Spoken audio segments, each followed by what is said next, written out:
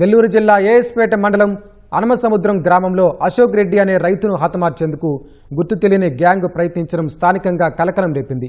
ఒంటరిగా ఉన్న సమయంలో 4 వ్యక్తులు అకస్మాత్తుగా దాడి చేసి తీవ్రంగా గాయపరిచారు. గ్రామంలోని తన ప్రత్యర్థులే సుపారీ గ్యాంగుకు 5 లక్షలు ఇచ్చి హత్య చేసేందుకు ప్రయత్నించారని బాధితులు ఆరోపిస్తున్నారు. 10 లక్షలు ఇస్తామని చెప్పడంతో చివరి నిమిషంలో తనను చంపకుండా వదిలి వెళ్లారని బాధితులు తెలిపాడు.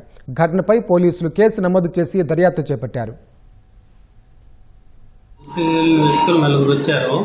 ఏం మందు కొట్టామని చెప్పి అడిగారు. నేను నిన్ననే మందు కొట్టానంటే నాకేం అవసరం లేదని చెప్పి దాని గురించి మీకు చెప్తాను, చేనుకి ఏ మందు వాడాలని చెప్పి అడిగారు. కొంచెం డౌట్ వచ్చి నేను పారిపోవాలని ట్రై చేశాను. వాళ్ళు వచ్చి ఒకరు మెడ గట్టిగా పట్టుకున్నారు. కళ్ళకి కనపడకుండా చొక్కా తెచ్చి దాన్ని కప్పేశారు, కర్రతో కొట్టారు. ఎందుకు కొట్టుకున్నారు నన్ను అని అడిగాను. నీతో డీల్ మాట్లాడుకున్నాం వేరే వాళ్ళతో, 5 లక్షలు కాళ్ళు చేతులు తీసేయమని చెప్పి డీల్ మాట్లాడుకున్నాను చెప్పారు. నేను 10 లక్షలు ఇస్తాను, నన్ను వదిలేయండి అని క్షమించమని దండం పెట్టాను. నేను ఇస్తాను, నా ప్రాణం కాడికి ఎక్కువ కాదు నాకు డబ్బులు అని చెప్పాను.